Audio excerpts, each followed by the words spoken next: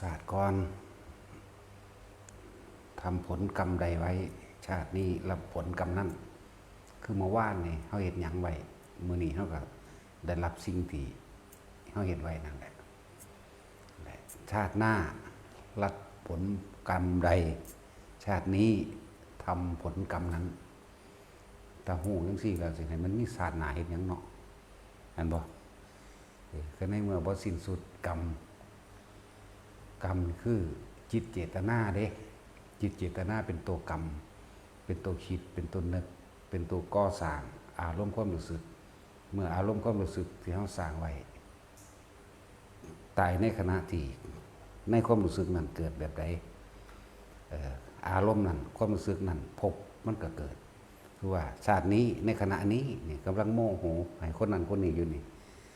พอตอนนี้ก็ใจขาดพบมันสร้างไว้ก่อนท่านได้ตายเข้าใจบ่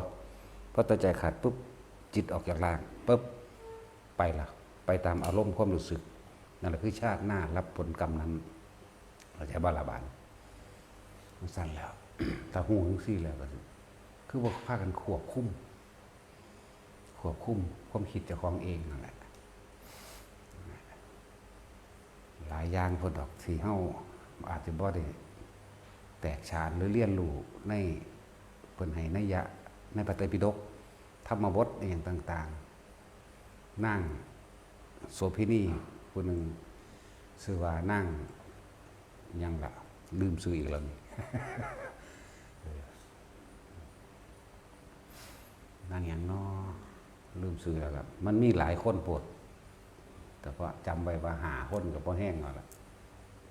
เขาเอิ้นนั่งแพทย์สยายิงแพทย์สยา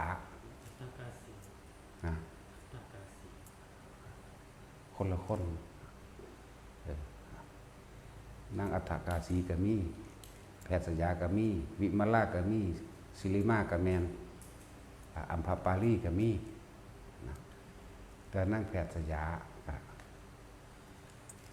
ก็ชื่อว่าอัฏฐกาสีก็สิแมนอยู่ดอกชื่อนั้นที่จริงชื่อของเราบ่ได้ชื่อไว้จังซั่นดอกก่อนที่สิเป็นโสเภณีก็คือเล่าได้หนีมากับคนใส่อยากว่าล่ะเป็นลูกเศรษฐีเด้พ่อแม่หักแพงหลายบ่เห็นผู้ใดไปยุ่งกับไผเลยมีแต่คนใส่ผู้เดียวผู้ชายนั่นที่สิได้เข้าไปทำความสะอาดตรงนั้นตรงนี้ก็เลยแอบเอากันจันพ่อแม่ว่าเลยหนีไปอยู่เมืองอื่นปันผัวตายที่ผัวตายคนพวกเจ้านายทั้งหลายแย่งกันสิขาตีลั่นฟันแท่งกันแย่งกันเขาก็เลยยกให้เป็นโสเภณีขายตัวในเมืองนั้นแหละแต่ว่าค่าตัวมันแพงภาษีที่เขาเก็บได้ในเมืองนั้นมื้อนั้นต้องจ่ายครึ่งนึงเขาเลยเอิ้นว่าอัฏฐกาสีนั่นแหละอัฏฐก็คือเงินนั่นแหละเงินอัด เงินเสียภาษีครึ่งหนึ่งของเมืองจังสิได้นอนน้ำลาวนั่นแหละหลายอันหลายอย่างผ่านมาเรื่อยแต่ว่าบุพกรรมอันนึงที่เฮ็ดให้เราเปลี่ยนชื่อใหม่เป็นแพทย์สยาในสมัยศาสตร์ที่แล้วหลังจากได้บวชเป็นภิกษุณีมานำกันกับหมู่แต่ว่าหมู่กันเป็นพระอรหันต์บวชน้ำกันเป็นภิกษุณีในสมัยของพระพุทธเจ้ากัสสปะอิจฉาเขากาวตูใส่ลายสารพัดต่างๆนานาโดยเฉพาะคำบอกว่านั่งแพทย์สยายิงแพทย์สยายิงแพทย์สยายิงม่านยายิงเจ้าเล่ห์คำว่าแพทย์สยาเลยติดมาเลยนะนั่นแหละจนได้รับค่าจ้างรางวัลหลาย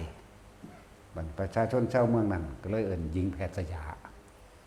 เขาบ่ได้ว่าโสเภณีเขาเอิ้นหญิงแพทย์สยาเพราะว่าเราสิเจ้าเดมันยาเรียกค่า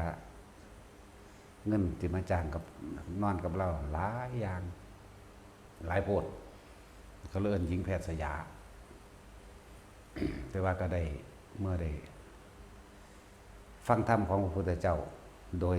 อาศัยภาษาลีบุตรไปแสดงให้ฟัง อาศัยภาษาลีบุตรไปแสดงธรรมให้ฟังก็เลยเกิดได้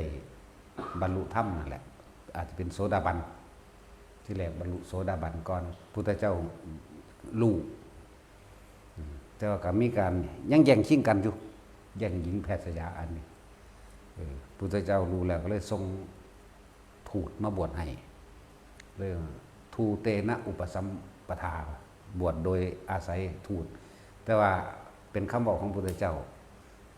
ผู้นี้เป็นพระพุทธเจ้าบวชให้แต่ว่าอาศัยทูตก็จะว่าล่ะพุทธเจ้าบวชภิกษุณีนี่ก็มีที่บวชจากพุทธเจ้าก็มีพระนางพระเจ้าบดีเห็นบ่นางพิมพาแล้วก็นางอนีเด้นอกนั้นก็เจ้ามีภิกษุณีแล้วก็บวชกันเองกับหมู่สงฆ์บวชทั้งสงฆ์สองฝ่ายได้ภิกษุณีตะกี้ก็มีตะกี้แหละว่าตาเดี๋ยวนี้มันบ่มีแล้วล่ะมันบ่ครบองค์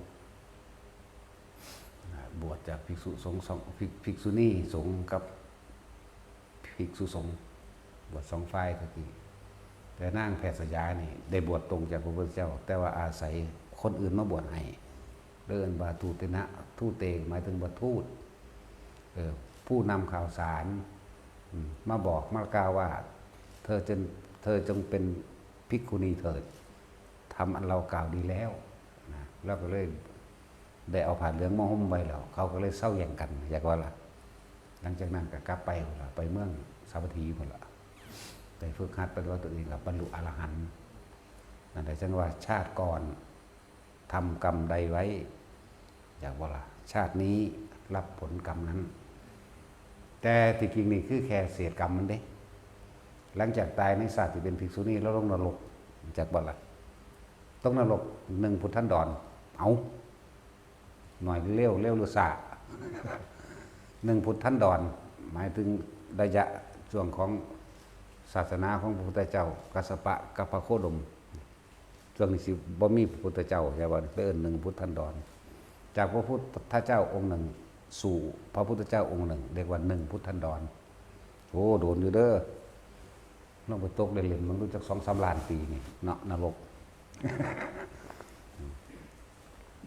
โดยความอิจฉาริษยาของเราเองที่สุดท้ายแต่ว่าเราก็เรียกว่ากลับใจได้ขอขมาในตอนที่ตายอยู่นั่นแหละมันเลยพ้นได้ง่ายแน่บัดสิตายเลยก้าวค่ำขอขมากับภิกษุณีที่เป็นหมู่กันแหละเพราะภิกษุณีองค์นั้นเพิ่นเป็นคนมีกิริยามารยาทวาจาอันเป็นที่รักเว้ามวนแล้วก็เทศบอกหมู่พวกนั้นดีแต่ว่าเพิ่นอิจฉาเลยหาแต่ว่าเขานั่นเป็นคนเจ้าเล่ห์มั่นยาเป็นหญิงแพทย์สยาว่าให้เขาจังซั่นสุดท้ายแล้วเวลาเราตายแล้วก็กล่าวคำขอขมาอยู่ขอขมาก็สร้างได้ไปคือเก่าเด้นรกจังซั่นแล้วว่าพวกนั้นเป็นอรหันต์ดอกอย่างหนึ่งใช่บ่ล่ะตกนรกอยู่1 พุทธันดรนี่แหละชาตินี้ก็จะมาเกิดด้วยผลกรรมที่เจ้าของเฮ็ดไว้ตะกี้ก็เป็นคนมักให้ท่านให้นั้นให้นี้เยอะดอกก็เลยมาเป็นลูกเศรษฐีแต่ว่าโดยชะตาเคยทำกันไว้ ก็เลยได้มาเอากับคนใส่เอากับทาสเอากับทาสอุ้ยอย่าเว้ากันดูหลายต่อสู้กูก็เสียนึงกูเว้าไปนำใหม่ได้บัดนี้ตอนนั้นไล่บ่ได้ก็บ่ต้องไล่ตัวใดมันเป็นจังซั่นล่ะเว้ากันอุ้มบิมนั่นแหละสุดท้ายเราก็มาบรรลุอยู่หรอกกรรมอันใดที่เฮาได้กระทำไว้แล้วก็เกิดอารมณ์ไว้แล้วมันทับกันไว้เข้าใจบ่นี่มันสิใส่เป็นระดับเด้ที่บอกว่าพวกเฮาบ่ฮู้เด้เวลาเฮาคิดเวลาเฮามีอารมณ์ความรู้สึกพอใจมั่งไม่พอใจมั่งพอใจมั่งไม่พอใจมั่งมันทับกันไว้ทับกันเป็นสั้นไว้เห็นไหมมันบ่ได้สูญหายเด้สิบอกให้เด้อมันเลยกลายเป็นอนุสัยหรือกลายเป็นจิตใต้สำนึกแต่ว่ามันบ่ทันได้ถึงเวลากระทบซื่อแต่กระทบปุ๊บมันสิขึ้นมาอันโตสิสะสมไว้กระทบกับเหตุการณ์หรือเคยมีเบ้นกรรมต่อกันบ่ฮู้ละการให้ผลของกรรมนี่วันนี้ขณะนี้ก็ได้พรุ่งนี้ก็ได้ มื้ออื่นนี้ก็ได้ชาติหน้าหรือชาติต่อไปก็ได้จากบรรการในผลของกรรมแม้ผู้ละกลับหน้าอสงไขยหน้าก็มีตราบใดที่เฮาบ่ทันได้ผลมันจะคอยพุทธไปทีละอันถิ่มไปทีละขอถิ่มไปทีละขอใส่ไปทีละขอเคยเหตุกรรมเคยกรรมบ่ดีไว้ต่อกันถือว่าใน10,000 ศาสตร์ที่แล้วตอนนี้ผู้นี้เกิดเป็นคนจากบนนี้ผู้นี้ตกนรกแต่เมื่อศาสตร์ใดที่เกิดมาเจอกันปุ๊บเรียกว่าสัญญาเก่ามันมีอยู่แล้วปุ๊บคนเคยเกิดมาสร้างกันมันบ่เคยรู้จักกันในศาสตร์นี้จากวันนี้จักมันอีหยังอีนั่นเว้าจังใดก็สร้างบักนั้นร้องได้กูได้ขั้นแขวอยากตีนถือมันโหลดนะเข้าใจว่าล่ะนั่นแหละพอตามันเห็นปุ๊บนี่มันสิขึ้นมาเองพวกนี้เรื่องว่าแต่ละคนที่ว่าเห็นปุ๊บสร้างเลยมีบ่มีทั้งที่บ่เคยเห็นกันนะว่าล่ะมักเลยมีบ่ก็มีพอใจกันเลยถึกใจกันเลยก็มีเพราะว่ามันเคยทำดีรวมกันแบบทำในสิ่งที่พอใจกันนั่นนะคือเอื่นว่าทำดีเลยก็ว่าบ่ได้เรียกว่าเขาเคยสมรู้ร่วมคิดในการกระทำอันใดอันหนึ่งรวมกันพอใจในการที่กระทำรวมกันบ่ว่าความชั่วหรือบ่ว่าความดีเลยว่ามันถือกันเลยเห็นกันปั๊บนี่รู้สึกว่าคุ้นชินกันเลยพอใจกันเลยเว้าอีหยังก็ถือใจกันเพราะเขาเคยสมรู้ร่วมคิดกันมานี่แหละมันก็เก็บเป็นแบบนี้แม่น10,000 ศาสตร์ที่แล้วก็สร้างเด้ไปท่านกันที่ศาสตร์ที่แสนก็สร้างเข้าใจบ่ล่ะว่าตามธรรมดาคือเทวทัตนี่เป็นหยังคือบารมีบ่ทันพระพุทธเจ้าบางชาติก็ตกนรกอยู่บักโดนพระพุทธเจ้าก็สร้างความดีขึ้นหนุนขึ้นแม่นบ่ไปแล้วแสนศาสตร์ล่ะผู้นี้มันก็จำได้เหมือนเมื่อวานเด้เข้าใจบ่คนที่อยู่ในนรกมันจำได้แค่เมื่อวานนี่เด้เหมือนเมื่อวานขึ้นมาปุ๊บก็มาเป็นอาฆาตกันอีกเข้าใจว่าล่ะแต่ผู้เป็นคนนี่จื้อบ่ได้แล้วก็เฮ็ดไปพยายามทำลายอยู่ตลอดทั้งสั้นแหละที่บอกว่ากรรมมันให้ผลแบบหาประมาณบ่ได้จึงบอกว่าแต่ละคนเด้อใส่อันมีกรรมให้เบิดซะก่อนกูจังสิเข้านิพพานน่ะมันบ่เบิดเฮาบ่ฮู้ว่าเฮาไปการเวลามันยาวนานเกินไปเฮาบ่ฮู้จักว่าเฮาจักล้านสงไขยแล้วจื้อบ่ได้บ่ซั่นแล้วมันสิให้ผลกันได้ตลอดจังซั่นจึงบอกว่าชาติก่อนทำกรรมใดไว้ชาตินี้รับผลกรรมนั้นชาติหน้ารับผลกรรมใดชาตินี้แหละทำผลกรรมนั้นเข้าใจบ่ล่ะชาตินี้แหละทำแล้วเฮาชาตินี้เฮาคือว่าตัดกรรมเนาะตัดกรรมบ่แม่นผู้อื่นตัดให้เด้ตัดกรรมคือตัดความคิดนั่นแหละตัดจิตตัดเจตนาตัดความปรุงแต่งต่างๆนั่นแหละทะลุวงจรปฏิจจสมุปบาททะลุเหตุปัจจัยทั้งหลายที่เฮ็ดให้สัตว์เวียนว่ายตายเกิดคือเฮาเองน่ะสัตว์ก็เลยทะลุออกเลยฮู้จักอยู่ตัววิธีมันหยุดคิดปรุงแต่งมั้ยมันบ่ล่ะวิธีมันก็ฮู้อยู่ตัวเพิ่นว่าวิธีทำจังซี่เพิ่นก็บอกอยู่ซุมื้อเนาะจะเฮ็ดไปตัวหยุดคิดปรุงแต่งในความอยากได้กับอยากเป็นมันก็จบลงหั่นเถอะเพราะบ่อยากได้บ่อยากเป็นหยังมันก็จบลงหั่นวิธีมันก็ล้มหายใจนั่นแหละซั่นแหละบอกว่าชาติก่อนทำกรรมใดนะคือจังนั้นองคุลิมานพันศาสตร์ที่แล้วเด่นนั่นจังมารับจังได้มาฆ่าเขานี่อย่างบน จังได้มาฆ่าเขาเนาะเรียกว่าพันชาติที่แล้วองคุลิมานเคยเป็นควายป่าเคยเป็นควายเกิดเป็นควายถึงฤดูทำหน้าน่ะเดือน5เดือนหนพวกต้นไม้มันห่าวมันบ่มันจักมันห่าววะ นั่นแหละมันห่าวมาส้นควายของเขาเจ้าที่กำลังไถนาสินามาส้นควายที่ฝึกหัดหน้าเป็นจังซี่เขาบ่มีควายไถนาเขาพวกชาวบ้านในหมู่บ้านนั้นน่ะในเป็นพันกว่าคนนั่นน่ะ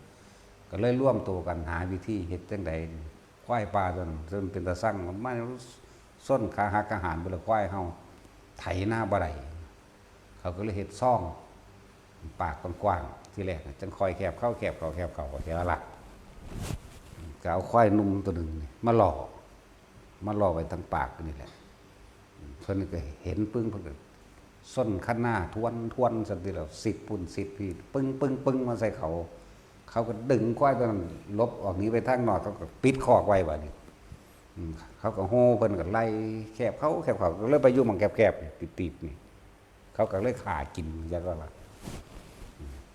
ฆ่ากินคิดได้แนวใดบ่แล้วผู้ใดกินเนื้อของข้าพเจ้าให้เป็นทาน แต่ขอข้าพเจ้าจงได้เอาชีวิตของบุคคลทั้งหลายเหล่านั้นคืนเห็นบ่นี่แน่ทั้งสิ้นแล้วตกนรกได้นั่นตายด้วยความโกรธอยู่แต่ว่าหังมีอันนึงมีความคิดอยู่นึงว่าได้ท่านเนื้อว่าซั่นท่านเนื้อให้เขานั่นแหละตกนรกไปเป็นพันพุ่นเด้บ่ซั่นสิว่าพันศาสตร์หรือพันปีที่แล้วบ่ตกนรกไปเป็นพันปีนรกนี่นาปานชาติมาท่านกันนี่ล่ะจังมาเกิดเป็นองคุลิมานเห็นนะแต่ว่าเว้ามันแม่นสมัยนี้บ่แม่นสมัยของพระพุทธเจ้ากากุหรอกเป็นสมัยของพระพุทธเจ้าโกนากัมนัสสะในสมัยที่เป็นควายนั่นแหละมันมาท่านกันอีกพวกนี้ก็เกิดเป็นคนชาวบ้านนั่นแหละสุดท้ายแล้วก็นำขาเอาจนได้เห็นบ่เดี๋ยวว่าการให้ผลของกรรมโอ้โหมันตั้งหลายอย่างหลายแบบเนาะให้ผลตอนนี้สามัญจะผลคือให้ผลปัจจุบันเหมือนบ่ล่ะแล้วก็ให้ชาติหน้าหรือชาติต่อไปมันบ่จบถึงบอกว่าเฮาเฮ็ดอีหยังไว้ก็สร้างที่มันก็เกิดเป็นอารมณ์แล้วเฮ็ดจังได๋เฮาสิเฮ็ดแบบอารมณ์เป็นกลางได้เนาะเป็นอุเบกขาแม่เฮ็ดจังได๋มันสิเป็นอุเบกขาได้ให้ว่างแบบนั้นจึงพยายามหาวิธีตัดกรรมด้วยการไม่มีจิตเจตนาในการคิดทำร้ายเบียดเบียนไผไม่มีจิตเจตนาในความอยากลักทรัพย์ปล้นจี้ฆ่าข่มขืนสารพัดทั้งกินเหล้าเมายาแม้กระทั่งล่อลวงให้ผู้อื่นกินนั่นแหละจึงบอกว่าคนเฮามันเป็นหยังจังเกิดมาเป็นคนที่เมาเพราะว่าล่อลวงให้ผู้อื่นติดยาเสพติดติดยาเสพติดเอายาเสพติดไปล่อไปล่วงวันดีจังซั่นจังซี่ให้เขาล่องเขายังเขาติดของเป็นต้นเด้ต้นคิดนั่นว่าล่ะมีหยังมาเลี้ยงเราหายาเสพติดไปหาให้เขาเพื่อให้เขาติดแล้วสิได้ขายอยากว่าล่ะจากนี้เกิดมาอาจจะเป็นคนรวยอยู่ตั้งจากพ่อแม่ตายไปแล้วอาชีพการเงินการงานเฮ็ดบ่เป็นใส่เงินที่พ่อแม่ไว้นั่นแหละคือผลทานของเจ้าของ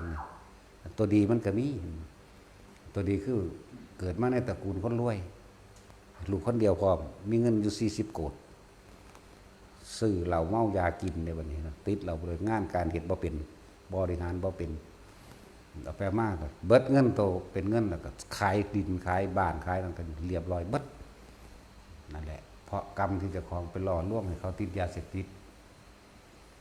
นั่นแหละจึงว่าอาชีพที่เป็นมิจฉาวานิชา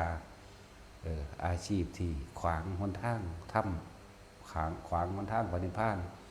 มันจึงมีเรื่องเหล่านี้แหละเกี่ยวกันพวกกันพอเล็กมาหน่อยคือกันเศร้าขายแล้วบ่เหล่าบ่มีนะแต่ว่าอาวุธยางสติกล็อตสุดท้ายเลยมันบ่เครื่องมือจับสัตว์เครื่องมือประหัตประหารก็เป็นอาวุธได้นั่นยางสติกกันอาวุธสามารถทำลายผู้อื่นเสียชีวิตได้ก็จะบ่นี่เสียชีวิตและทรัพย์สินได้ก็บ่แม่นแต่ว่าคนเด้บ่สัตว์พร้อมเด้มันยิ่งขิงฆ่ากระต่ายนี่ล่ะเนาะยิ่งขี่กระปอมยิ่งนกกระต่ายได้ล่ะยิ่งหั่งนกหั่งหนูนั่นเลยทรัพย์สินมันก็เลยเห็นป่ะล่ะบ่ว่าแต่คนเด้เว้ยยิ่งคนเขาจังๆกระต่ายคือกันเด้จัดสติกนี่ก็ดียิ่งตาเขาก็เสียชีวิตทรัพย์สินบ่ล่ะก็เสียทรัพย์สินในตาเขานั่นแหละว่าอาชีพที่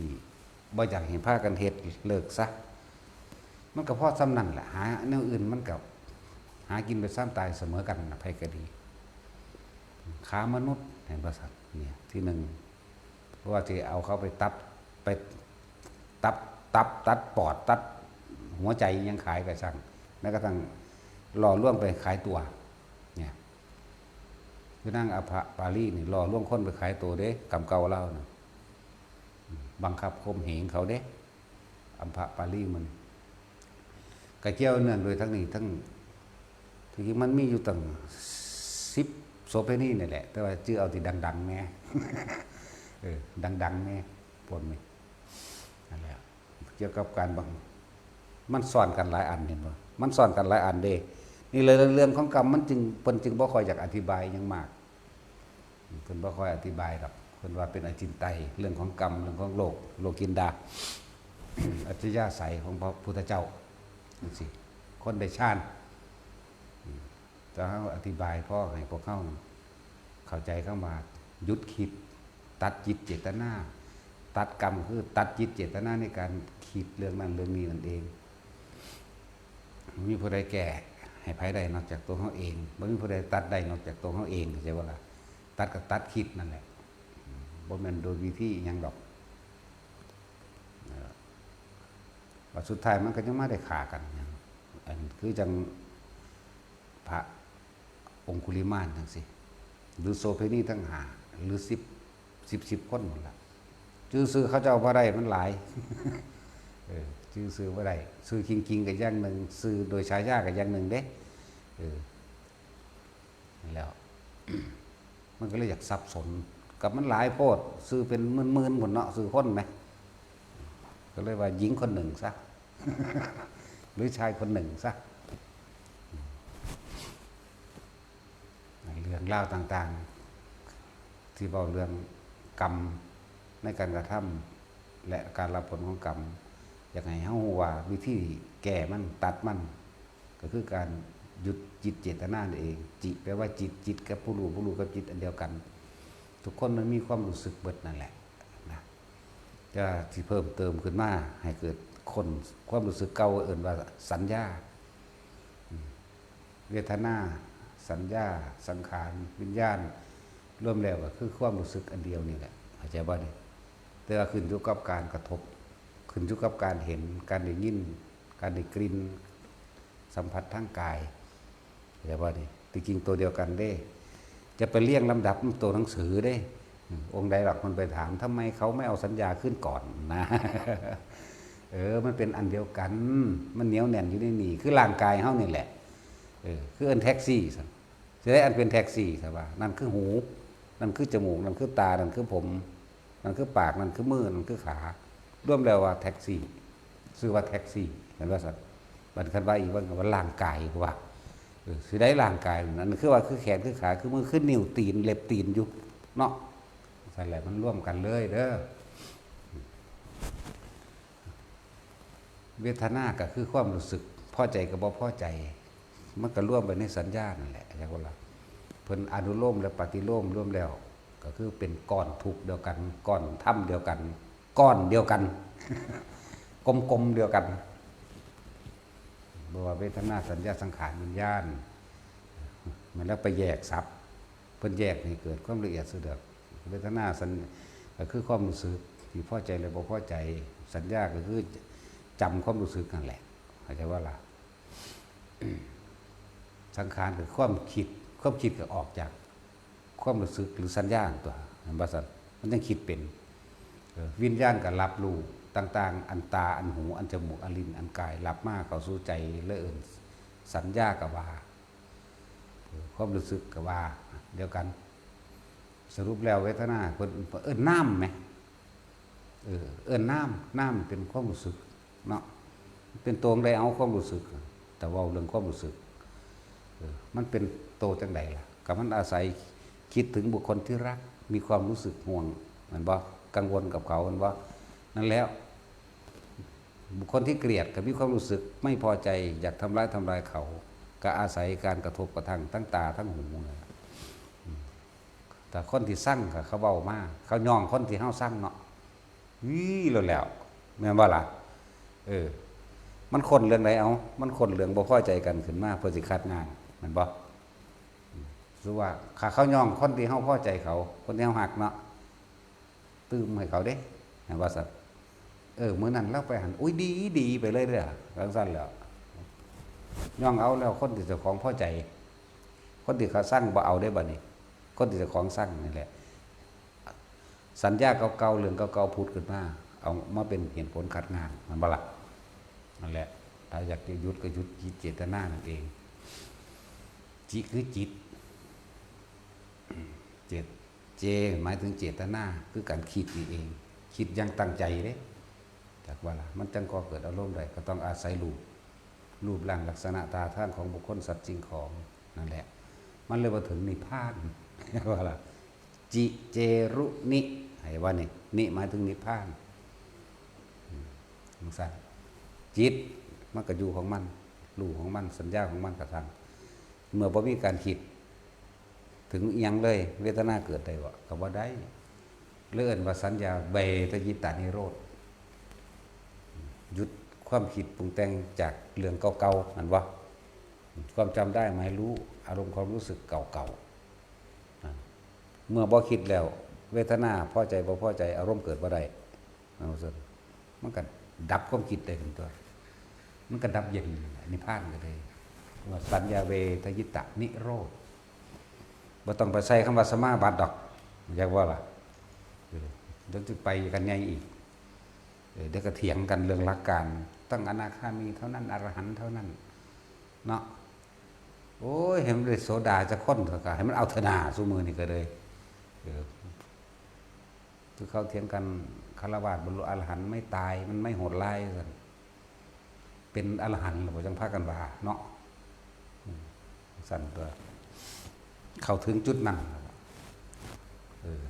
กล้าตัดมือเจ้าของออกแล้วบ่อรหัตตะเด้คำศัพท์เดิมมันบ่แม่นหันเด้หันจังมันมาตั้งใดมันเพี้ยนซื่อๆเด้พระอรหันต์เด้เป็นผู้วางมือจากบาป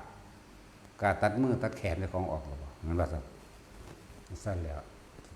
การตัดมือเจ้าของออกได้มันก็ตัดได้ทุกอย่าง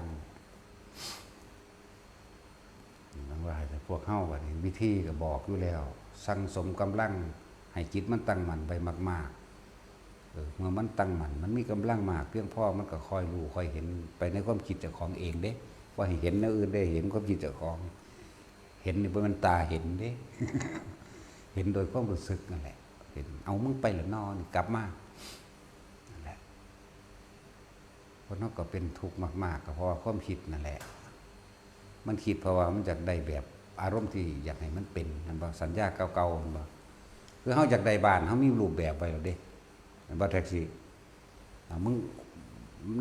ในประเทศไทยบ่มีรูปแบบแต่ว่ามึงไปเปิดหนังสือเห็นในหนังสือในหยังในโทรศัพท์มันบ่อู้อยากได้แบบนี้เห็นบ่ล่ะทั้งซี่แล้วทั้งที่บ่เห็นอันตัวจริงมันก็ดีหาเงินได้บ่นี่มันบ่หาเงินเพื่อสิได้บ้านแบบนี้นั่นก็จักได้แบบนี้อยู่ไสแบบนี้ก็อยู่ในที่จำมานั่นแหละแม่นบ่ล่ะนั่นสัญญาจังใดเฮาสิดับสัญญาได้นะถือว่าเอาอาศัยลมหายใจพวกเฮาก็ฝึกไปทรงฌานเจริญฌานโดยอานาปานสตินั่นแหละแล้วก็การและอานิสงส์ของการทรงฌานเจริญฌานของอานาปานสตินี่ถ้าสิเว้าโดยหลักการบุคคลผู้ทรงฌานเจริญฌานด้วยอานาปานสติมีความรู้สึกระลึกรู้อยู่กับเพียงแค่ลมหายใจเข้าออกในสายมัญญผลเขาพึงได้อรหันตผลภายใน7 วันพร้อมเห็นบ่นี่อย่างกลาง7 เดือนอย่างช้า7 ปีนี่อย่างช้าได้นี่ถึงกระนั้นผู้ทำให้บ่อยผู้ทำให้มากเขาพึงได้อรหันตผลในขณะที่สิ้นใจตายจังใดจะบ่นี่ตายจังใดพอดีเลยกับใจขาดพร้อมกันกับได้อรหันต์ไปเลยถึงกระนั้นอีกยังมีอีกเด้ถ้าเขาไม่ได้อรหันตผลในขณะที่สิ้นใจเขาเพิ่งได้เข้าสู่อนาคามีบ้าเป็นเหตุเอาได้บาดนี่มันบ่สั่นอวิหาอัตตปาสุทัสสาทุสสีอากานิตกาเรียกว่าสุทธาวาส5 ชั้นอวิหาเข้าสู่อุปหัจจะปรินิพพายี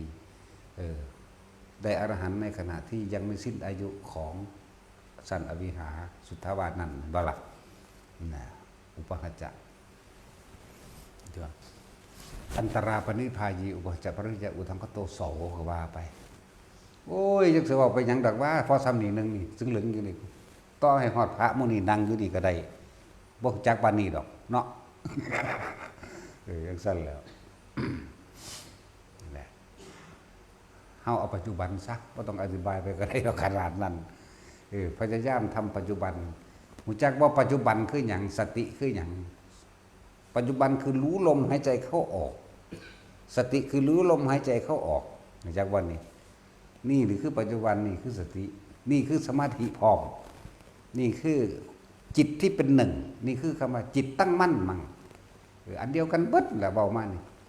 ผู้ใดมีความรู้สึกอยู่ในลมหายใจเข้าออกมีอาการปิติพร้อมหรือว่าทรงชั้นเจริญชั้นหรืออานาปานสติแล้วจากวันแต่ว่าอานาปานสติมันสิได้แปลไปอีกแล้วลมเย็นวือมีพวกหูดังนี่ไหมเข่าออกเข่าออกดี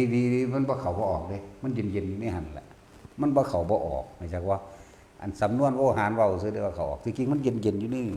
แต่เรารู้สึกว่าเข่าออกมันสิเย็นอยู่ในนี่แหละสำหรับผู้จะได้ล่มเลยต่อมามันคล่องชำนาญเข้าไปอีกมันบ่ได้คิดถึงลมแต่ว่ามันบ่คิดถึงหยังเลย อาการปิติสิเกิดขึ้นอยู่กลางหน้าผากเฮาเลยย่างงอกๆไปนี่เป็นลมแหละเป็นชั้นที่2นะเดี๋ยวอานิสงส์มันมีบัดนี้อานิสงส์เรียกว่าผลพลอยได้อยู่เด้บัดนี้จักบ่นี่ที่แรกอานิสงส์ตรงก่อนเนาะอานิสงส์ตรงคือได้อรหันต์7วันมั่ง7เดือนมั่ง7ปีมั่งและใจขาดมั่งและบ่ได้อรหันต์แต่ว่าขึ้นสู่อนาคามีเข้าใจบ่นี่ของตรงมันบัดนี้เอาของผลพลอยได้เข้าใจบ่นี่อานิสงส์คือผลพลอยได้บุคคลที่เป็นโรคค่อยๆหายจากโรคและบุคคลที่ยังไม่เป็นโรคบัดนี้สมมุติว่าสิเป็นโรค30ปี40ปี50ปีจังจะเป็นโรคนั้นโรคนี้โรคมะเร็งโรคเบาหวานแต่ว่าอานิสงส์ตัวนี้เมื่อทำฌานเจริญฌานทำให้เกิดขึ้นแล้วนี่บุญมันเกิดความสงบมันเกิดภายในใจเจ้าของเองบุญมันเกิดหรือม่านทั้งหลายหรือเจ้ากรรมนายเวรเทวดาอินพรหมม่านย่อมหยักทั้งหลายก็สร้างบ่อาจสามารถมาเฮ็ดหยังเฮาได้เด้ว่าบุญตัวนี้สมบัติตัวนี้คือเรียกว่าสมาบัติก็สมบัตินั่นแหละสมบัติอันเกิดจากการทำสมาธิอันเกิดจากการทรงชั้นเจริญฌานนี้จะเป็นดุจดังว่าเกาะหุ่มเข้าไว้ในหนึ่งว่าของเจ้าของเองนะหุ่มไว้ในว่าหนึ่งเป็นกลมๆแม้นวันหนึ่งเฮาเฮ็ดวันละครั้ง2ครั้งก็จังอาจจะว่านี่แม้ชั่วขณะลัดข้อมือเดียวเราก็กล่าวว่าเป็นผู้ไม่ห่างจากฌานเด้ลัดข้อมือเดียวแต่ต้องนิ่งเลยจริงๆในชั่วขณะหนึ่งก็จังองค์ฌานตัวนั้นสมาบัตินั้นจักรักษาเฮาเองแม้นเกิดอุบัติเหตุเฮาบ่เป็นหยังเหมือนกับว่าแม่นมีอีหยังหุ่มเฮาไว้เหมือนกับเฮานั่งอยู่ในระหว่างทำกลางโป่งมันสิหุ่มเฮาสิอยู่กลางๆเกิดอุบัติเหตุรถชนรถชนงาไม้ตกใส่แม้กระทั่งปืนยิงจากบ่นี่หลุยเบิด จังซั่นล่ะหลุยออกข้างเบิดมันบ่ถึกหรืออีหยังกะช่างที่มันสิเป็นอุบัติเหตุกับเฮาเองว่าอาจสามารถทำเฮาได้นี่เรียกว่าผลพลอยได้แบบนี้แต่คนอยากได้ผลพลอยได้นี่เนาะ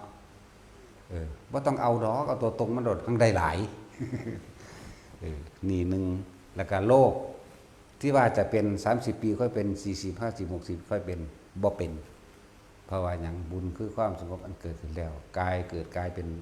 เฮามีสมบัติอันนี้แล้วอาจจะชดใช้หรืออุทิศบุญให้แด่สรรพสัตว์ทั้งหลายเจ้ากรรมนายเวรก็จังเริ่มต้นคือจังว่านั่นแหละมีมารดาบิดาทั้งหมดมั่งญาติทั้งหมดมั่งเจ้ากรรมนายเวรทั้งหมดมั่งตลอดทั้งสรรพสัตว์ทั้งหลายไม่มีที่สุดไม่มีประมาณที่พวกเฮาเอาอาศัยเขามากินมาอยู่นั่นแหละเมื่อเขาได้มันก็เกิดเป็นอโหสิกรรมกันเองจากบ่มันเลยบ่เป็นโลกคนฝึกแต่น้อยบ่ค่อยเป็นดอกจักว่าฝึกไว้แต่น้อยๆนั่นแหละมาฝึกตอนมันเป็นแล้วส่วนมากเนาะบางคนฝึกแล้วก็ขึ้นเมื่อ บ่ต่อเด้ละยายนครสวรรค์แล้วตายแล้วบ่เนาะตัดสินยายจอยๆเห็นไหมพูดละลากมาตะพูดเลยว่าคำจังซี่แหละ เตอโซเตเสว่าคำพูดกับไปในเราไปลากว่าโอ้เราอยู่โดนเติบอยู่ได้3-4 เดือนอยู่เด้เราเศร้าเราเมื่อตายแล้วผู้ป่านนี่พอเห็นมาก ยันตายแล้วล่ะ จะช่อยดอกใหญ่นั่นเศร้าหรือเมื่อไหมไปสู่ต่ออย่างบ่ไปสู่กิเลส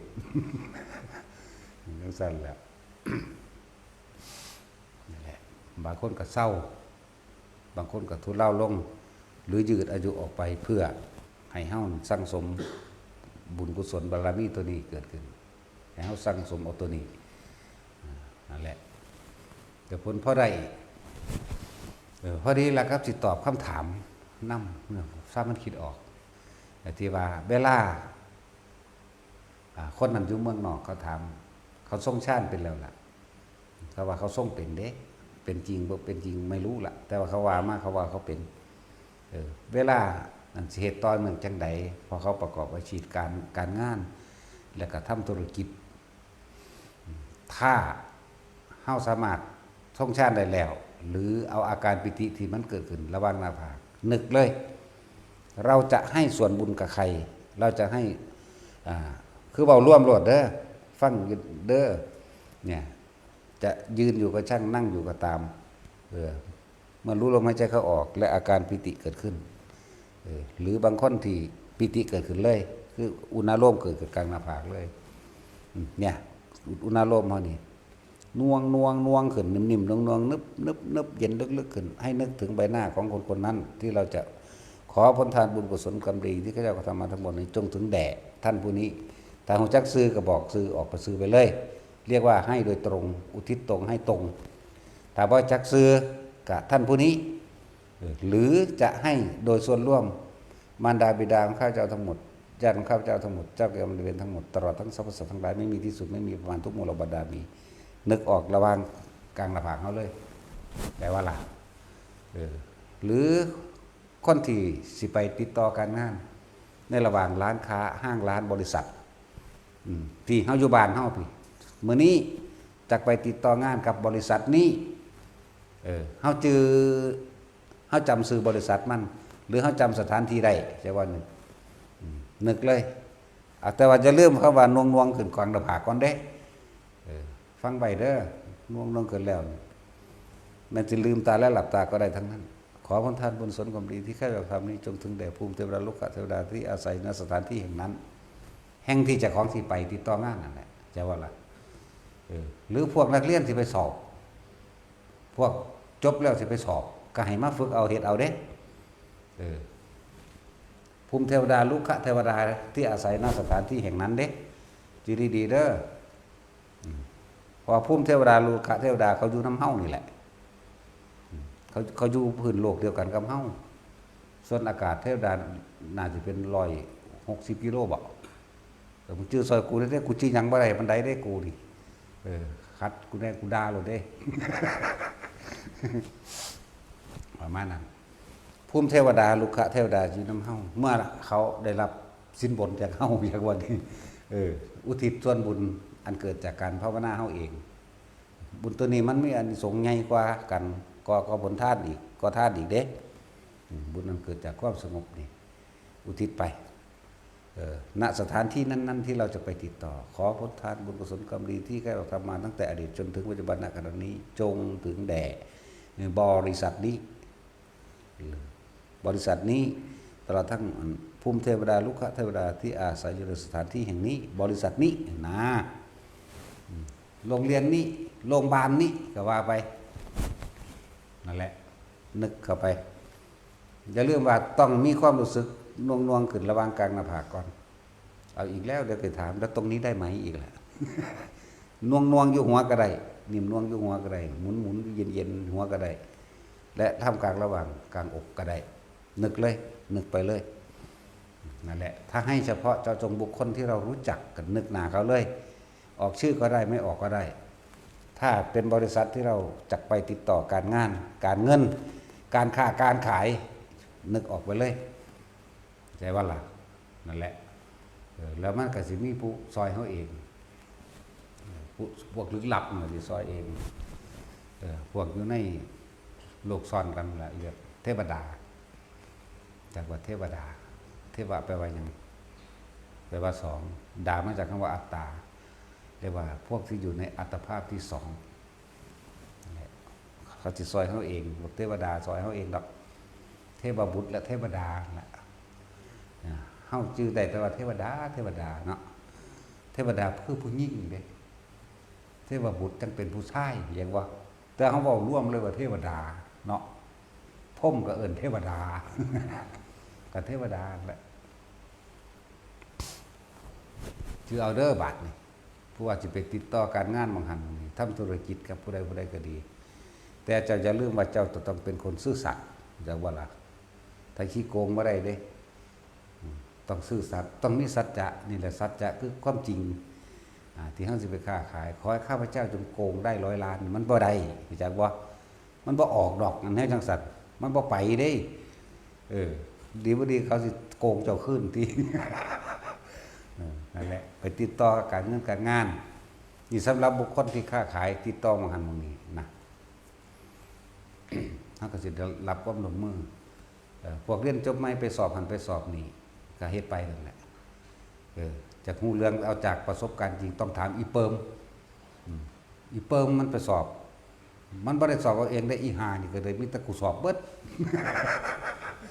ตั้งแต่เริ่มเรียนพุ่นแหมตั้งแต่เริ่มเรียนทองอันนั้นน่ะสอบยังก็สร้างนึกถึงโลดนึกถึงแบบกาเอาเองเลยเขียนเอาเองเลยว่าซั่นก่อนทำเป็นคือสอบได้ก็พุ่นผู้สอบว่าซั่นอยู่หน้ารถมันนั่นแหละรูปเฮานี่จังซั่นแล้วไปสอบหมู่ใดก็สร้างมีแต่กูนี่ล่ะสอบเขาทำสมาธิเห็นบ่เขาทรงชาติได้เรื่องชาติแล้วเขาก็นึกเฮ็ดทำความสงบปุ๊บเขาก็เมื่อนตาขึ้นเขาก็เขียนเอาโหลดสิกาได้สิกดอันใดก็กดเอาโหลดกาวโหลดอย่าว่าล่ะพวกนักเรียนอันนี้แต่ว่ามันก็พุทธขึ้นมาสั่นจริงๆนั่นแหละไม่มีคนนั้นเด้เป็นหูฮอดข้อสอบก่อนพุ่นเด้นั่นแหละเคล็ดลับหูฮอดข้อสอบพุ่นเด้อนั่นแหละต้องมาฝึกเอานานๆได้บ่แม่นมาเทเดียวแล้วสิฮู้เลยเด้อีเปิ้ลมันจักปีแล้วมันมาเห็นมันเอา8-9 ปีแล้วเด้บ่แม่นแค่นั้นเด้มันก็มาเฮ็ดของมันไปตามภาษามันนั่นแหละแต่ว่ามันก็ใส่งานในด้านนี้จักว่าล่ะ เด็กน้อยอยู่ดอนไร่มันก็จังรู้จักแล้วคนที่เป็นอีหยังบ่เต็มนะเขาเอิ้นหยังจักซี่อีเกิบนะเป็นคนบ่พอปานใดเด้มันอยู่ม.5มันจะไปจักหยังเด้เขาเอิ้นอีหยังเนาะลูกพวกปัญญาอ่อนแน่นี่แหมเขาเอิ้นหยังซั่นแหละแล้วกูเพิ่งบ่จักชื่อโลกสมัยใหม่เนาะกูจักแต่ปัญญาอ่อนเท่านั้นเด้ติ๊กๆหยังแหม มันเป็นออทิสติกเด้มันเศร้าเหรอเด้มันมาฝึกอันนี้ล่ะมันเศร้าล่ะเรียนหนังสือก็เก่งแล้วก็ได้รับปริญญาแล้วคือเอาผัว หลังจากปกติแล้วก็เอาผัวโอ้ยใกล้กับหวยมึงเป็นสีสะอีหาดีวะ ใช่แล้ว 2-3 คนอยู่เด้เขาก็เฮ็ดอยู่เป็นปีเหมือนเด้ล่ะเพราะแม่นซ้ำใดซ้ำหนึ่งเด้ 2-3 ปีเหมือนเด้เนาะเขาอีฟ้าบ่นี่ปึกนักเรียนอยู่31 คนมันสอบได้ที่32บ่ถึกจักข้อถามซ้ำเฮ็ดข้อสอบเลอะเทอะอีกเขาเลยให้มันที่ละ32ทั้งเฮ็ดบ่ถึกทั้งบ่มีระเบียบทั้งมุนจักมันยัง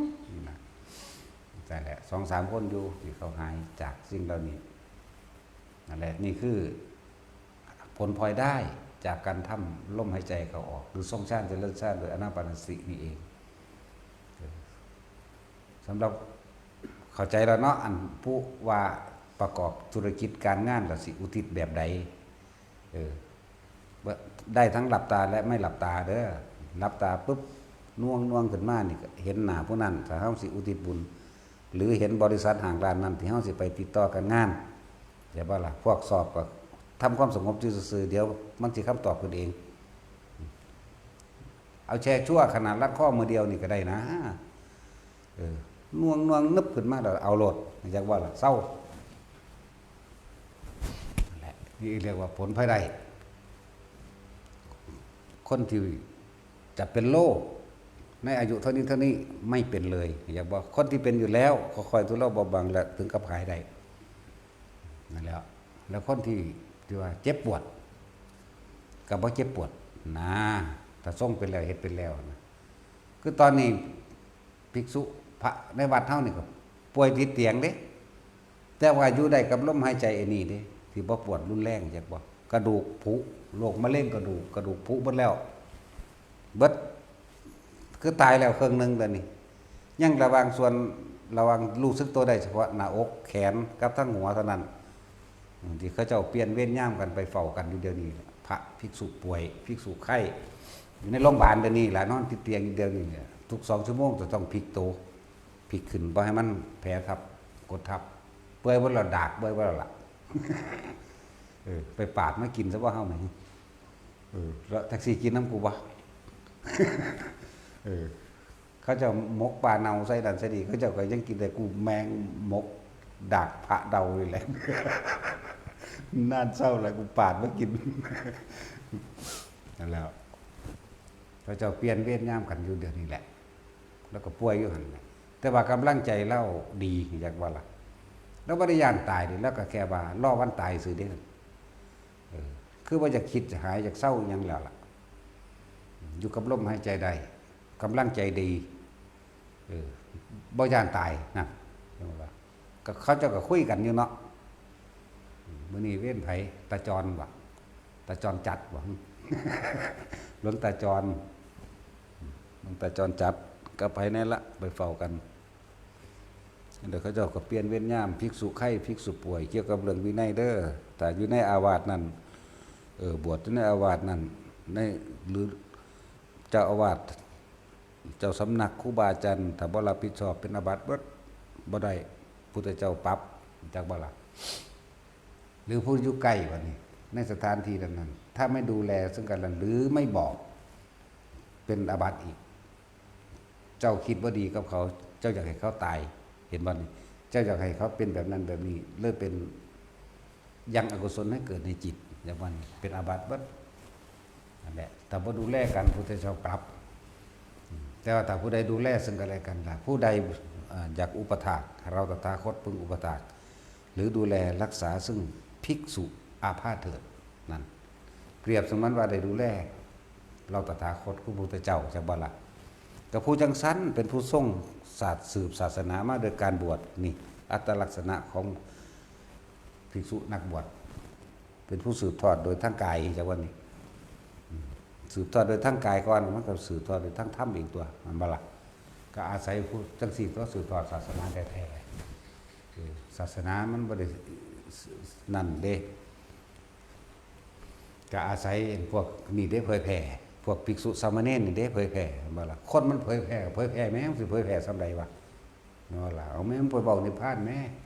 เขาสิฟังอยู่บ่ล่ะแม่นบ่ซั่นจังซั่นแหละนอกจากหาแนวเล่นแนวหล่อยังใหม่จะสืบทอดมาจังซี่ถ้าบ่อาศัยหมู่ว่าพระพุทธเจ้าพระธรรมพระสงฆ์สิเอาหยังมาเป็นเครื่องอ้างอิงนั่นบ่ซั่นมันเป็นแนวอ้างอิงได้บอกไปตั้งแต่ของแม่นล่ะนั่นแหละเพื่อจะอุปถากดูแลอุปถากพระพุทธเจ้าก็ดูแลอุปถากหมู่สงฆ์นั่นแหละเพราะว่าสงฆ์น่ะเป็นผู้สืบทอดคำสอนพระพุทธเจ้าเป็นผู้ทรงคำสอนพระพุทธเจ้าโดยอัตลักษณะก็คือโกนหัวห่มผ้ากาสายะเหมือนกันถ้าบ่มีพวกนี้เอาคำสอนมาสอนสิไปเอาไผสิสืบให้ซั่น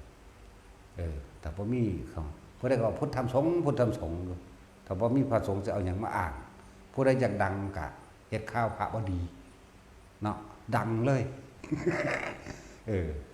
แต่ว่าเจ้าจะโชคร้ายในขั้นต่อไปเด้สิบอกให้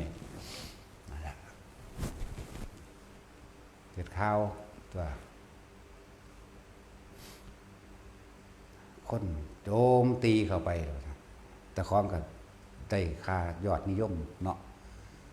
นั่นแหละทำกรรมอันใดไว้ย่อมได้รับผลของกรรมนั้นสืบไปชาตินี้ทำกรรมใดไว้ชาติหน้าก็รับผลของกรรมนี้ที่ทำกับชาตินี้นั่นแหละนั่นก็ทั้งสั้นแหละไปทั้งใดเขาก็สั่งเขาก็สาบแช่งเขาก็โจมตีนั่นเศษกรรมเด้นั่นเพราะทั้งนี้มันโตจริงมันต้นตอของกรรมแท้ๆมันไปใหม่ในเวจีสกรเด้แล้วก็ถูกกางกัน ทางมรรคผลนิพพานพร้อมเด้บ่ธรรมดาเด้แนวมื้อนี้แล้วเบิ่งตกนั่งแค่ว่าอันแพทย์สยานั่น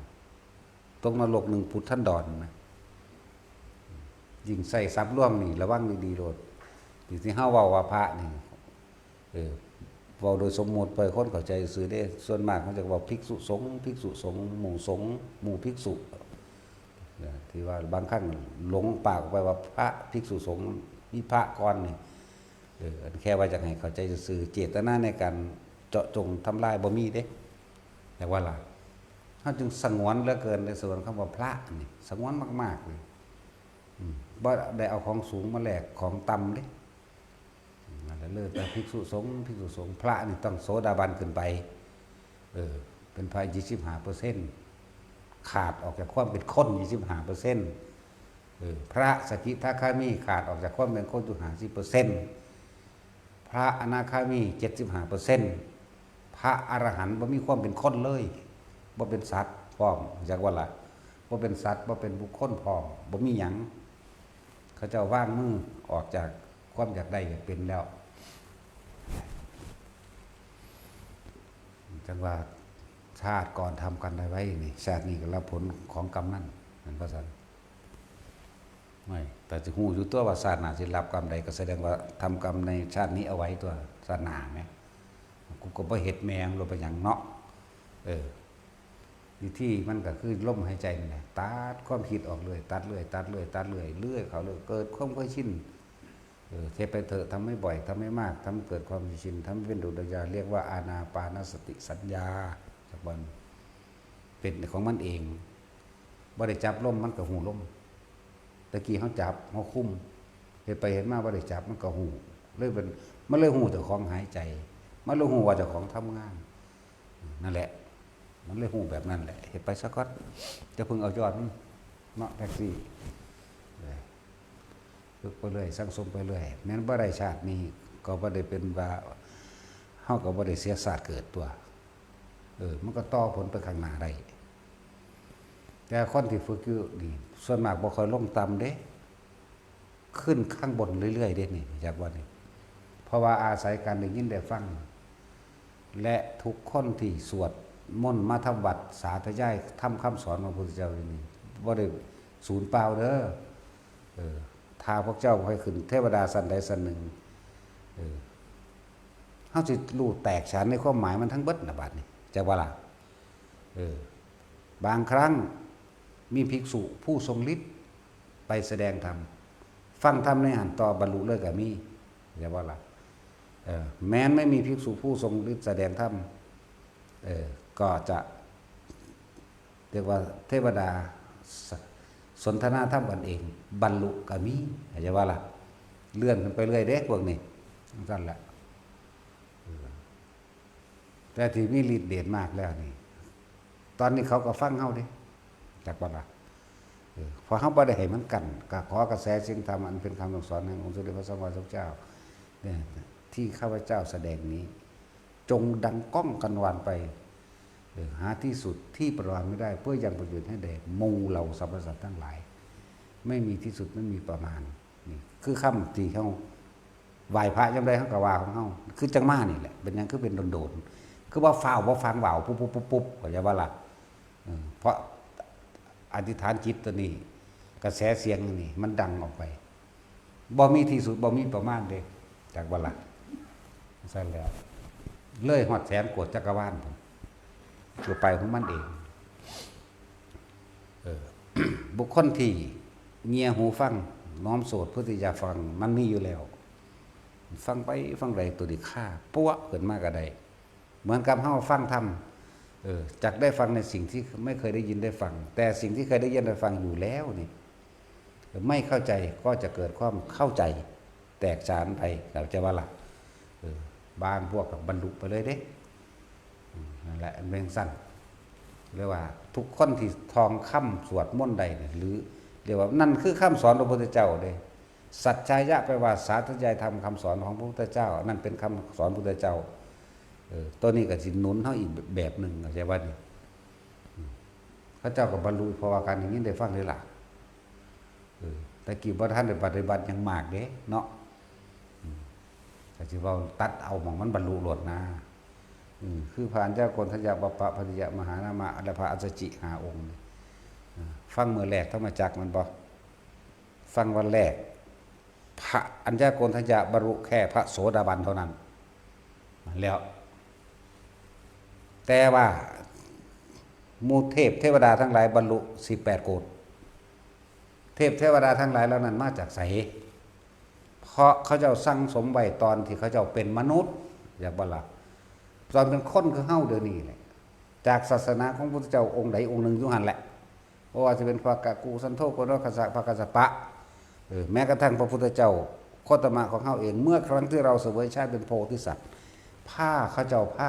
าทำบุญทำความดีผ้าเขาเจ้าเข้าวัดฟังธรรมเข้าใจว่าล่ะทั้งสั้นแล้วก็เลยเกิดกลายเป็นข้างตกข้างตามสวรรค์พรหมโลกต่างๆนี่พระพุทธเจ้าเฮาแสดงธรรมจักรกับปวัตตนสูตรเทพเทวดาทั้งหลายเหล่านั้นบรรลุถึง18 โกฏ180 ล้านเข้าใจบ่ล่ะ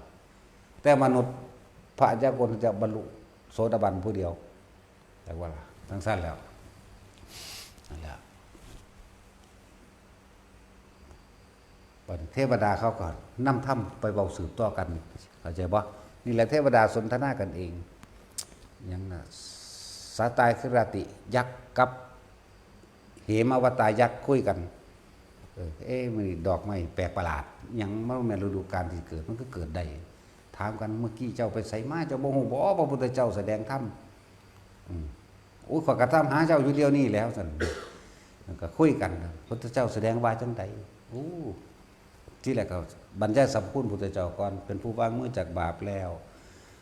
เป็นผู้ขาดออกจากละคะแล้วก็ว่าไปจิตมันน้อมลงแล้วก็บรรลุโสดาบันแล้วก็นั่งโสนกุติกนะแม่ของพระโสนกุติกนะคือนั่งกาลีอันบ่ล่ะเนี่ยหญิงที่บ่ค่อยมีพูดถึงปานใดว่าบรรลุโสดาบันแม่ของพระโสนนั่งกาลีโสนกุติกนะนี่ท้องสิกลับมาเดินทางมาออกลูกอยู่บ้านพ่อบ้านแม่เจ้าของได้ยินเสียงเทวดาคุยกันอยู่เทิงหลังคาซุบซิบ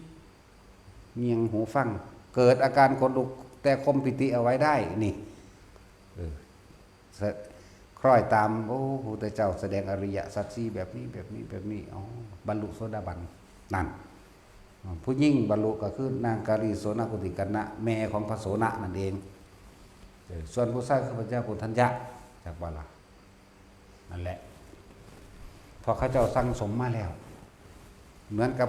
พวกเข้านี่ถือว่าพอถึงนิพพานอาจจะเป็นตกข้างในสวรรค์สันใดสันหนึ่งหรือพรหมโลกสุภาพาสีอริยเมตไตรแสดงธรรมจะว่าล่ะถ้ามาจากบรรลุปัวเลยเป็นอรหันต์เลยขอให้ทุกคนได้เป็นหนึ่งในหันแต่พอถึงเด้อเมื่อพาสีอริยเมตไตรแสดงธรรมหมู่เทพเทวดาบรรลุอรหันตผลนี่ประมาณไม่ได้ห่วยกูเป็นหนึ่งอยู่ในประมาณบ่ได้ก็เอาจะคนในน้าเนาะพอเล็กน้อยหรือเอาแมงตอนนี้โหลดหน้าบ่ต้องไปหวังข้างหน้าหรอกเว้ยตายในหูดังโหลดมันแล้ว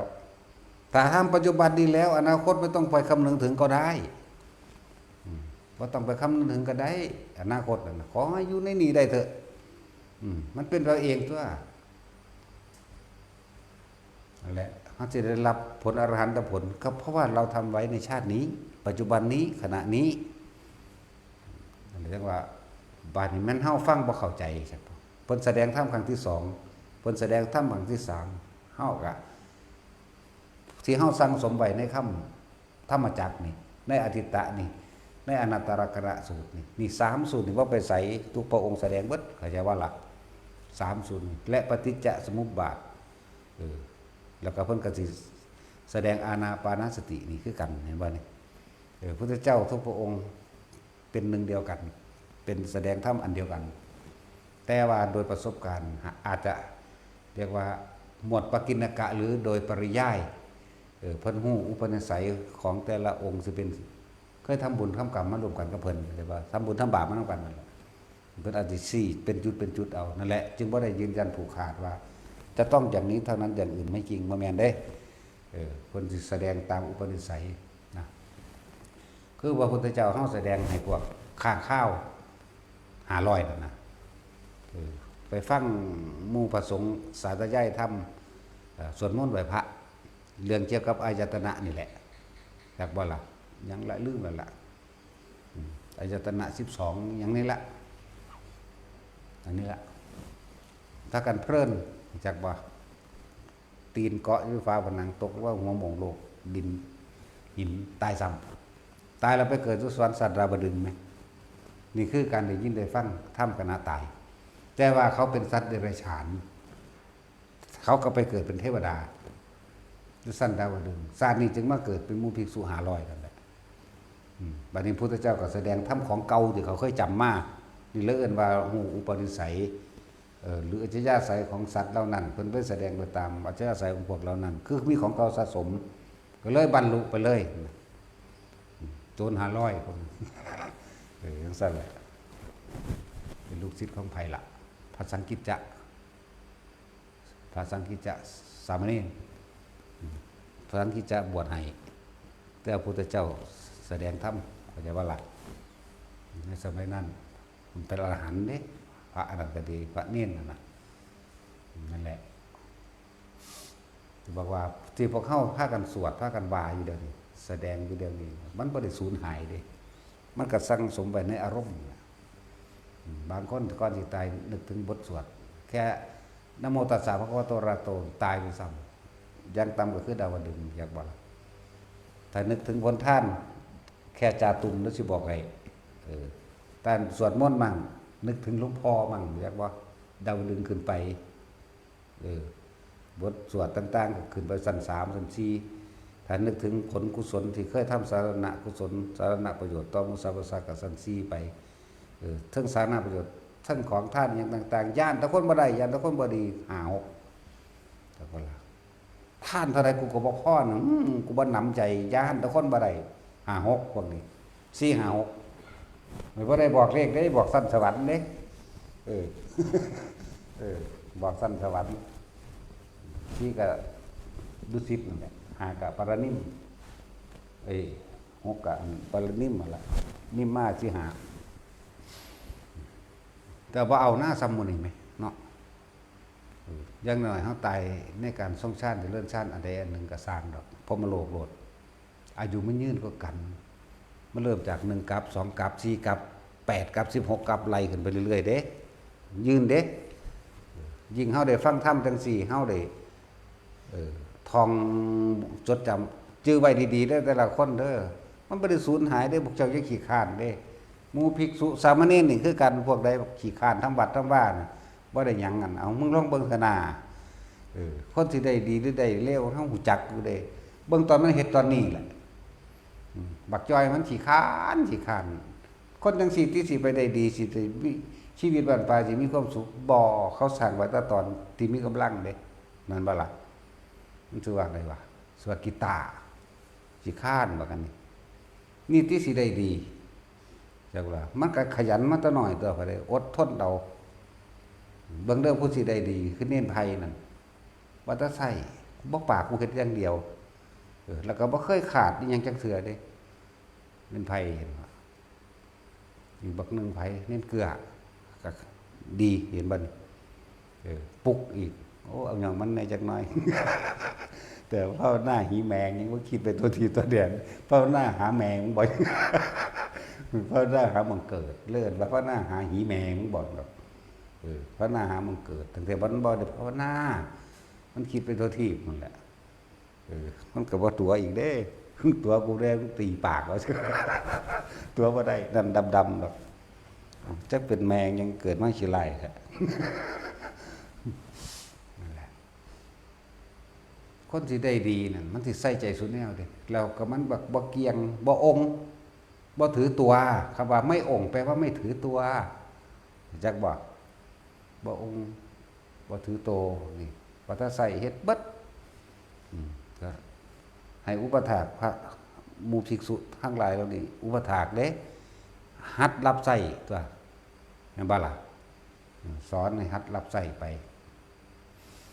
บักน้อยๆมันมาอยู่ตะพอกับแมนลูกบักห่ามันไปพุ่นแล้วนะโมนั่นนะ ลูกอีประสาท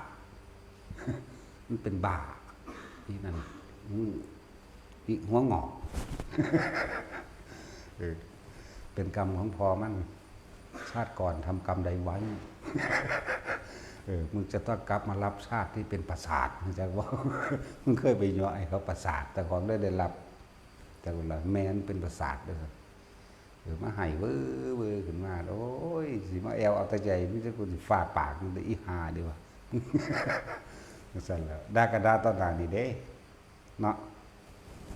นี่แหละคนไม่นินทาผู้อื่นไม่มีในโลกคือเฮานี่แหละแต่ว่าเฮานินทาตอนหน้าเด้ในพระแท็กซี่โอ้ดูสุบสิบได้หลังเอาไปกูประจานตอนหน้าเลยจากวันนี้เขาว่าจากมันต้องบ่รอคือตัดสินแต่ว่าตัดสินนี่ผู้ใดว่าถอดตัดสินเป็นคนยังไงเลยโอ้ยสงบเรื่องอะไรวะ เบิ่งเอาหลวดเขาเฮ็ดอันใดไว้ในตอนนี้กับสิ่งที่เขาได้ในภายภาคหน้านี่เรียนหนังสือกับเก่งขยันวัดใส่ยังเฮ็ดปึ๊ดบ่เคยขาดบ่ขาดทำวัดบ่ขาดบิณฑบาตบ่เก็บบ่ป่วยพร้อมเด้ดีแต่ก็บ่เว้าอีก บ่เว้าอีกเด้ถามก็บ่จะเว้าเด้บักหานั่นก็เลยเอาแม่มึงบาดดีว่าเว้านำกูบ่รอด มีแต่เฮ็ดเพิ่นนี่นั่นแหละฮู้รถดอกว่าคนมันสิดีแม่นสิมาทั้งธรรมก็ดีโดยธรรมก็จะบ่แม่นสิไปทั้งโลกก็ดีโดยโลกบอกนี่ใส่ง่ายบอกยังเฮ็ดนำเบิดบ่เกียงงามไปตั้งเดียวบ่ตะบอกกูเฮ็ดด้วยความซื่อสัตย์พร้อมเด้บ่ได้มีความโอเอขี้คร้านเด้เป็นจังซั่น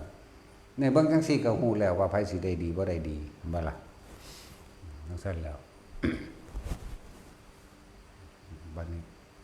เอาชาตินี้แหละแม่นบ่ซั่นเฮาเบิ่งแต่น้อยเบิ่งไปขยันอ่านหนังสือขยันธรรมะก็บ่เคยขาดนั่นแหละบุญกุศลเขาก็เพิ่มขึ้นของเขาเองก็ได้ดีก็ได้ในศาสตร์นี่แล้วสิบ่ฮัดศาสตร์หน้าหังดีก็เขาอีกดีบ่ดีมันไปศาสตร์ดีซ้ำตัวก็เน้นไผนี่ระหว่างเรียนแบบบวชกับเรียนแบบทั้งโลกหรือทั้งนอกเอาแบบใดเอาแบบบวชเบิ่งมันมันก็ยังเลือกมาทางนี้ปลอดภัยเห็นบ่ทั้งนอกอ่ะจักสิอันตรายอย่างเด้เนาะซั่นแล้วนี่ให้มันเลือกเองเบิ่งมันก็ยังเลือกมาทางนี้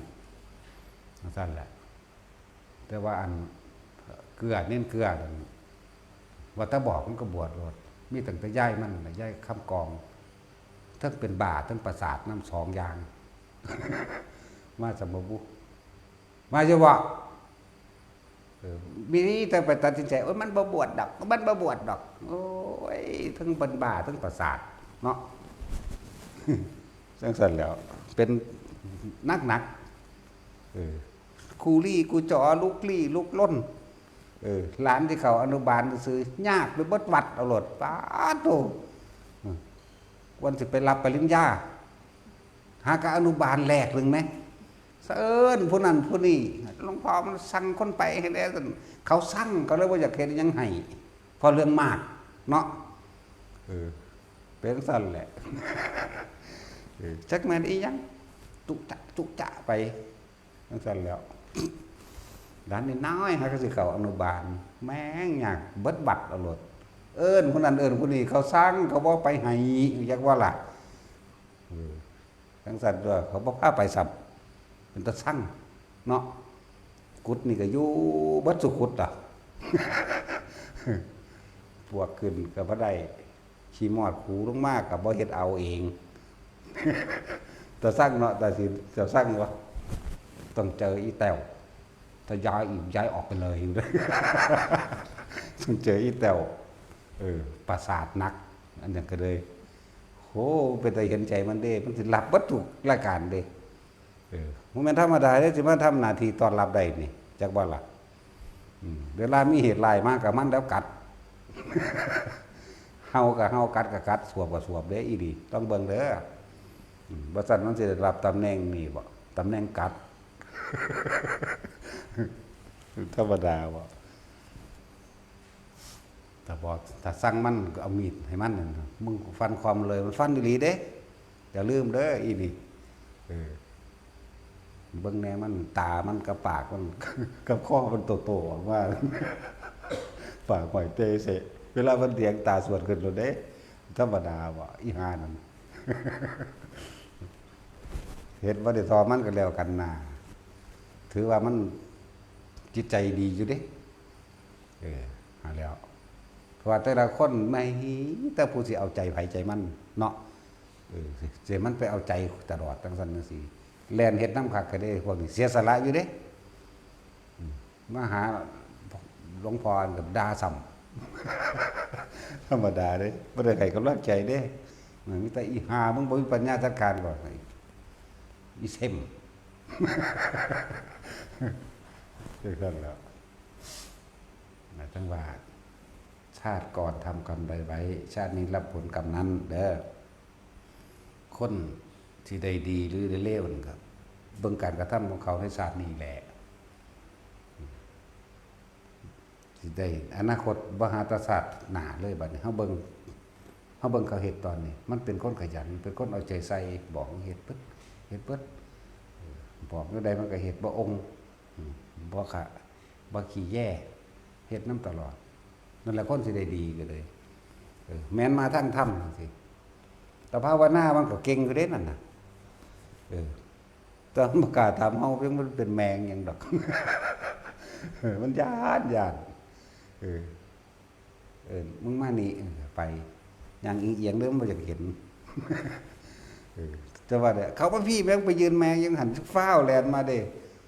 นั่นแหละมันฟันความมันบอกว่ามันไม่ได้ขัดเด้ว่าถ้าบอกเฮ็ดปึ๊ดเห็นไผ่เห็นเกลือ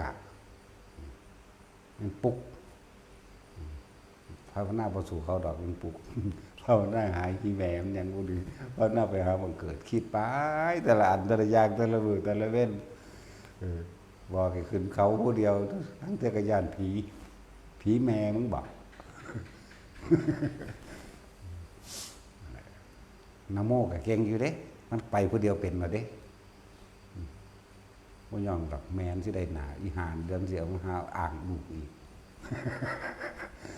จังซั่นแล้วแต่พอมันก็อยู่นี้ลูกงานแต่พอมันก็เลยเดี๋ยวพอมันก็รองรับโรคประสาทได้ดีอยู่ดอกพอแม่นเป็นประสาทเนาะสิแม่นอยู่บ่ด่าให้ดอกหน้าบ่กล้าด่ามันเลยกลายเป็นคนเงียบคนนึงมาเลยเถียงบ่ได้ถ้าเถียงเนี่ยมุนเสียก็ล่ะมันสิแวกขึ้นกับเขาเด้โอ้มันเป็นจังซั่นแต่ว่าจะเกิดมาพอกันอีกพวกเจ้าภาวนาให้มันดีๆเด้อภาวนามันเป็นเด้อดีก็เลยจังสิบ่พออีกขยาดซะชาตินี้เนาะอย่าเอามันอีกกูหลาบแล้วโลด อยู่ในหูดังเดี๋ยวมันเป็นแต่ว่าจะไปรับผลกรรมในล้านศาสตร์หรือล้านกับล้านอสงไขยเด้อมันบ่ทันได้เบิดกรรมเป็นได้ไผก็ดีเพียงแต่ว่าเฮาทำบุญโดยทานโดยศีลโดยภาวนาของเฮาเนี่ยเป็นเกาะหุ้มไว้บ่ให้ตัวนั้นเข้ามาแทรกได้ซื่อเรียกว่าทำบุญหนีบาปจากบ่ล่ะมันคนละกระเป๋ากันบ่ได้เฮาตกต่ำระวังเด้อเวลามันให้ผลนั่นฉะนั้นเฮาต้องสร้างบุญสร้างกุศลไว้เป็นเกาะป้องกันเจ้าของบุญเป็นที่พึ่งของสรรพสัตว์เด้บาปเป็นที่ทำลายของสรรพสัตว์แต่ว่าถ้าสิเว้าอย่างนึงบาปก็เป็นที่พึ่งของสรรพสัตว์เพราะบาปนั้นตัวเองทำเองใช่บ่ล่ะบุญก็เหมือนกันเป็นกที่พึ่งเหมือนกันที่พึ่งทั้งสองอย่างนั่นแหละแต่ว่าเว้าคือจังเขาให้เกิดกำลังใจว่าบุญเป็นที่พึ่งของสรรพสัตว์ทั้งบุญและบาปเราสร้างเองเด้อบ่แม่นผู้อื่นสร้างให้นั่นแหละถ้าบ่อยากมารับผลใดๆทั้งสิ้นทั้งบุญและบาปอยู่กับลมหายใจให้เป็นเอาสัพพทาน